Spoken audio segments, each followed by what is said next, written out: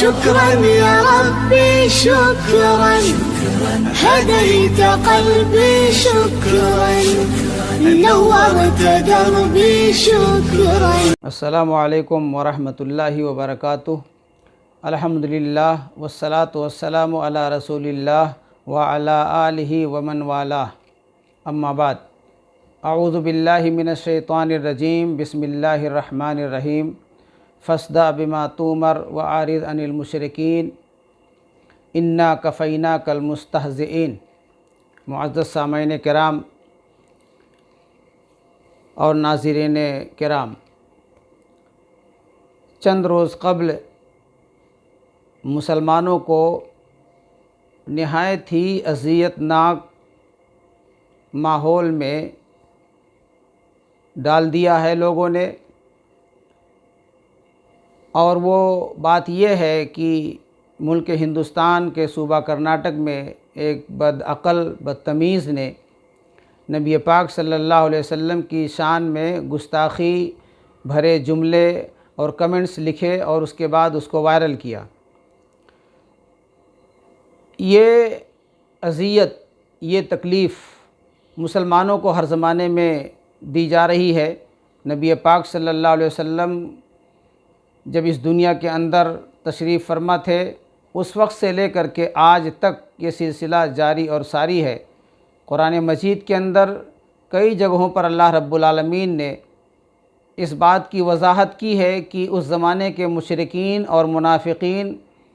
آپ صلی اللہ علیہ وسلم اور آپ کے صحابہ کرام کو اور اس زمانے کی صحابیات کو تکلیف دیا کرتے تھے، ٹھٹھا اور مذاق کیا کرتے تھے، ایذا پہنچایا کرتے تھے. سورہ ہجر کی آیت کریمہ جو میں نے پڑھی ہے 94 اور 95 نمبر کی، اس کے اندر بھی اللہ رب العالمین نے اسی طرف اشارہ کیا ہے کہ یہ ٹھٹھا کرنے والے ہیں، مذاق کرنے والے ہیں. اے نبی صلی اللہ علیہ وسلم، آپ سن لیں، جان لیں کہ آپ کا رب ان کے مد مقابل ہے اور آپ کے مقابلے میں ان کے لیے کافی ہے. نبی اکرم صلی اللہ علیہ وسلم کی ذات ایک مسلمان کے نزدیک اس کی جان، مال، اولاد، عزت، آبرو، دنیا اور ما فیہا کی تمام چیزوں سے زیادہ محبوب ہے. اور اگر یہ چیز کسی مسلمان کے اندر پائی نہیں جاتی ہے، یہ تصور نہیں پایا جاتا ہے، یہ جوش اور جذبہ نہیں پایا جاتا ہے، تو وہ حقیقی معنی میں مومن بھی نہیں ہے، جیسا کہ شریعت اسلامیہ کہتی ہے. تو اللہ رب العالمین نے نبی پاک صلی اللہ علیہ وسلم کو جو بھیجا ہے ہمارے اور آپ کے لیے نمونہ بنا کر کے بھیجا گیا ہے. اور جان سے بھی زیادہ جب ہم عزیز رکھیں گے، مال سے بھی زیادہ عزیز رکھیں گے، حتیٰ کہ ہر چیز سے بھی زیادہ عزیز رکھیں گے، تو نبی پاک صلی اللہ علیہ وسلم پر جب ہمارا یہ ایمان ہوگا تو آپ صلی اللہ علیہ وسلم پر صحیح معنی پہ ہم ایمان لانے والے ہوں گے. حضرات گرامی، نبی پاک صلی اللہ علیہ وسلم کی شان میں گستاخی کی جاتی ہے، آپ کی ذات سے برے برے جملے لکھے جاتے ہیں، آپ صلی اللہ علیہ وسلم پر گندے کمنٹس کیے جاتے ہیں. آزمایا جاتا ہے کہ مسلمان کتنا زندہ ہے، اور مسلمان زندہ یقیناً ہے، لیکن آپ صلی اللہ علیہ وسلم کی ذات کو لے کر کے ہی زندگی کا ثبوت دیتا ہے. اور آپ صلی اللہ علیہ وسلم کی ذات پر جب کمنٹس ہوتے ہیں تو وہ ایسا غیر قانونی طریقہ اپناتا ہے کہ روڈوں اور سڑکوں پہ آنے کے بعد پھر اپنی جان ہی، اپنے مال کو ہی اور اپنی عزت و آبرو کو ہی داؤں پہ لگا دیتا ہے. میں سمجھتا ہوں کہ یہ عقل مندی نہیں ہے. یقیناً اس میں کوئی دو رائے نہیں کہ جو نبی پاک صلی اللہ علیہ وسلم کی شان میں گستاخی کرتا ہے اس کی سزا شریعت اسلامیہ میں قتل ہے. ایک نہیں کئی دلیلیں اس پر موجود ہیں اور علماء کرام نے اس کی وضاحت کی ہے. اللہ رب العالمین غریق رحمت کرے علامہ ابن تیمیہ رحمۃ اللہ علیہ کو، جنہوں نے ایک اچھی خاصی دلیل کے ساتھ، محکم دلائل کے ساتھ ایک کتاب لکھ دی، اور آج تک وہ کتاب موجود ہے، ہم تک پہنچی ہے، الصارم المسلول علی شاتم الرسول. اس کا مطلب کہ رسول کی توہین کرنے والے کی سزا ننگی تلوار کے علاوہ کچھ نہیں ہے. لیکن میرے بھائیوں، یاد رہے کہ یہ سزا حاکم وقت دے گا، قاضی وقت دے گا، نہ کہ ہر آدمی کو اس کا اختیار دیا گیا ہے۔ اگر اس کا اختیار ہر آدمی کو دیا جائے گا تو سوائے انارکی کے، بدامنی کے کچھ نہیں ہوگا۔ ہم جس ملک ہندوستان کے اندر رہتے ہیں اس کا بھی عالم یہی ہے کہ یہاں تو حکومت سے لے کر کے اور ان کے کارندے اور ان کے ممبران اور بہت سارے جو ارکان ہیں وہ اسی طریقے حرکتیں کرتے رہتے ہیں، یا ان کے گرگے اس طرح کی حرکتیں کرتے رہتے ہیں، ان کے اشاروں پہ کرتے رہتے ہیں اور مسلمانوں کو اذیت پہنچاتے رہتے ہیں۔ لہٰذا میں مسلمان بھائیوں سے کہنا چاہوں گا کہ جو نبی پاک صلی اللہ علیہ وسلم کی شان میں گستاخی کرتا ہے، اللہ رب العالمین دنیا کے اندر بھی اسے عذاب دے گا، اور دنیا کے اندر اللہ رب العالمین اپنی علم اور مشیت کے مطابق اگر اسے چھوڑ دیتا ہے تو آخرت کے اندر اس کے لیے عذاب علیم ہے اور رسوا کن عذاب ہے، یہ قرآن کہتا ہے۔ ہم کو اس موقع پہ کیا کرنا چاہیے؟ ہم کو اس موقع پر یہ کرنا چاہیے کہ ہم قانونی اعتبار سے لڑائی لڑیں، نہ کہ ہم اپنی جان، مال، عزت، آبرو اور اپنی دکان اور اپنی تجارت کو داؤں پہ لگا دیں، اور یہی دشمنان اسلام چاہتے ہیں، جیسا کہ دیکھنے میں آتا ہے۔ ابھی جو واقعہ ہمارے ملک کے اندر پیش آیا، ہمارے 3 نوجوان شہید ہوئے اور 100 سے بھی زیادہ لوگ گرفتار ہوئے، اور ان کے ساتھ کیا بربرتا کی جا رہی ہے اور کی جائے گی اللہ ہی بہتر جانتا ہے۔ لہٰذا ایسے موقع پر میں سمجھتا ہوں، ہماری باتوں سے اختلاف ہو سکتا ہے، لیکن میں سمجھتا ہوں کہ قانون کے دائرے میں باقاعدہ ہمیں لڑائی لڑنی چاہیے اور اکابرین کو لے کر کے ہمیں آگے بڑھنا چاہیے۔ بڑے افسوس کا مقام ہے کہ ہم مسلمانوں کی نہ دینی قیادت ہے اور نہ سیاسی قیادت ہے۔ ہماری سیاسی قیادت انڈیا کے مختلف سیاسی پارٹیوں میں بٹی ہوئی ہے، اور ہماری دینی قیادت کا عالم یہ ہے کہ ہم مختلف مذاہب، مسالک اور مکاتب فکر میں بٹے ہوئے ہیں۔ لہٰذا ہم کسی بھی اعتبار سے ایک نہیں ہیں، اس کو دیکھتے ہوئے ہمارے جو مخالفین ہیں بھرپور فائدہ اٹھا رہے ہیں۔ بہرحال میں اپیل کرنا چاہتا ہوں کہ قانونی اعتبار سے ایسے دشمنان کو کیفر کردار تک پہنچایا جائے، اور نہ کہ قانون میں ہاتھ لے کر کے خود ایسے قدم اٹھا کر کے ہم اپنے کو جوخم میں ڈال کر کے اور پھر ہم اپنے ساتھ ساتھ پوری قوم کے منوبل کو ڈاؤن کر کے ایسی حرکت کر دیں کہ پوری قوم بزدل ہو جائے اور پوری قوم پیچھے ہو جائے، اور پھر کبھی نبی اکرم صلی اللہ علیہ وسلم کی گستاخی کرنے والے پہ زبان بھی نہ کھول سکے، قلم بھی نہ اٹھا سکے۔ تو بہرحال یہ میرا پیغام ہے اپنے تمام بھائیوں سے۔ میں نے پہلے کہا ہو سکتا ہے کچھ جذباتی لوگ اس سے اختلاف کریں تو کر سکتے ہیں، لیکن یہ میری رائے ہے۔ اب دوسری بات جو مطلب کہ میں کہنا چاہتا ہوں وہ یہ ہے کہ میرے بھائیوں، آپ کی ذات، آپ سے مراد آپ صلی اللہ علیہ وسلم کی ذات ہمارے نزدیک، آپ کے نزدیک، تمام مسلمانوں کے نزدیک ہر چیز سے زیادہ محبوب ہے۔ ایسے ہی آپ صلی اللہ علیہ وسلم کی سنت، آپ صلی اللہ علیہ وسلم کا طریقہ، آپ صلی اللہ علیہ وسلم کا دیا ہوا نمونہ اور آپ صلی اللہ علیہ وسلم کی مکمل سیرت ایک مسلمان کے نزدیک جان سے بھی زیادہ عزیز ہونی چاہیے۔ الحمدللہ مسلمان آپ کی ذات پر کیچڑ نہیں اچھالتا، آپ کے ذات کی توہین نہیں کرتا، آپ صلی اللہ علیہ وسلم کے بارے میں غلط اور گندے جملے نہیں استعمال کرتا ہے، اور اگر کوئی نادانستہ طور پر کرتا ہے تو توبہ اور استغفار کرتا ہے، اللہ سے معافی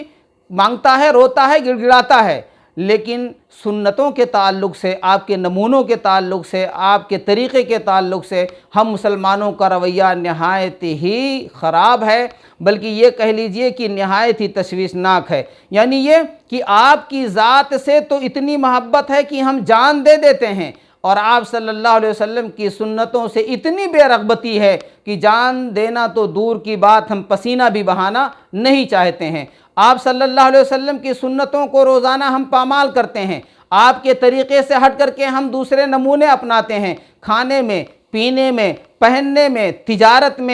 تجارت کے ساتھ ساتھ کھیتی باڑی میں، دوستوں دشمنوں سے تعلقات بنانے میں، شادی بیاہ میں، روزی کمانے میں، الغرض دنیا کی بہت ساری چیزیں ہیں۔ روزمرہ ہمارے قدم ایسے بڑھتے ہیں کہ نبی پاک صلی اللہ علیہ وسلم کی سنتوں کو ہم اپنے پیروں سے پامال کرتے ہیں۔ لہٰذا یاد رکھیں کہ جیسے دشمنان اسلام ہیں جو آپ کی ذات کی توہین کرتے ہیں، آپ صلی اللہ علیہ وسلم کی ذات کی توہین کرنے والوں کے مد مقابل رب تعالیٰ کھڑا ہے، ان کا محاسبہ کرے گا۔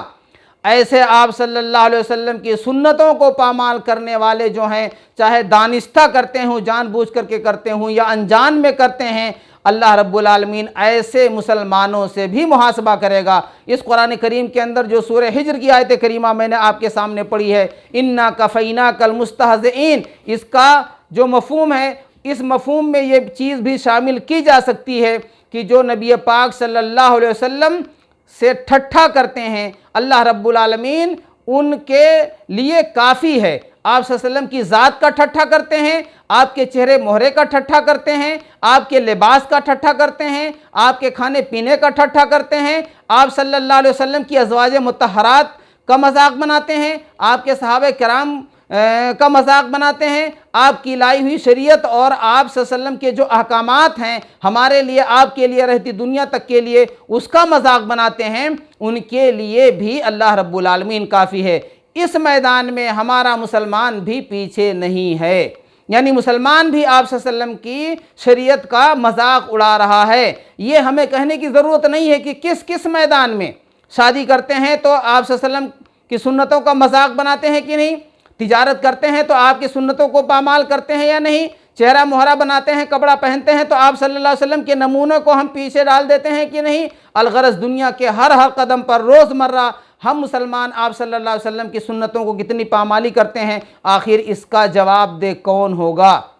لہذا ایسے موقع پر میں نصیحت کرتا ہوں اپنے بھائیوں سے کہ جو دشمنان اسلام آپ کی ذات پر انگلی اٹھاتے ہیں، اس کی سزا قتل ہے، لیکن قتل کا مطلب نہیں کہ ہر آدمی بدلہ لینے کے لیے تیار ہو جائے، جیسے کہ بہت سارے جذباتی ہوتے ہیں اور وہ گردنوں پر انعام بولنے لگتے ہیں، جس کو سپاری دینا ایک قسم کا بولتے ہیں، پھر ان کے اوپر مصیبتیں آتی ہیں۔ یہ قانونی قاعدہ یہاں ہمارے خیال سے قانون نہیں ہے اور یہ قاعدہ بھی نہیں یہاں چلے گا۔ ہمیں قانون کے اعتبار سے کچھ کرنا ہوگا اور اس طرح کر کے اپنے آپ کو، اپنے بچوں کو، اپنے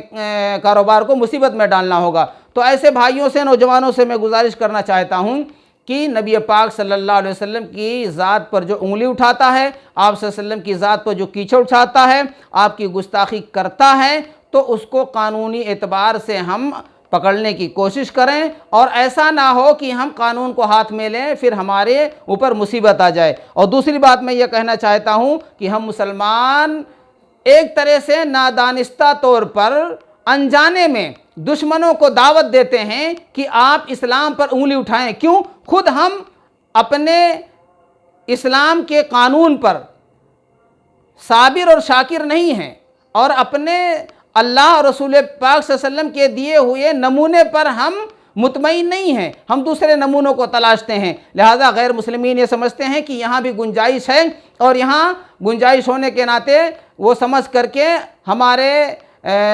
رسول پر اور حتیٰ کہ اللہ تعالیٰ پر انگلی اٹھاتے ہیں اور شریعت پر انگلی اٹھاتے ہیں اور مذاق اور ٹھٹھا کرتے ہیں۔ یاد رکھیں، ٹھٹھا کرنے والے ہر زمانے میں رہے ہیں، نبی پاک صلی اللہ علیہ وسلم کے زمانے سے چل کر کے آج تک ان کے بہت سارے واقعات احادیث کی کتابوں میں موجود ہیں۔ قرآن کریم کے اندر کچھ صورتیں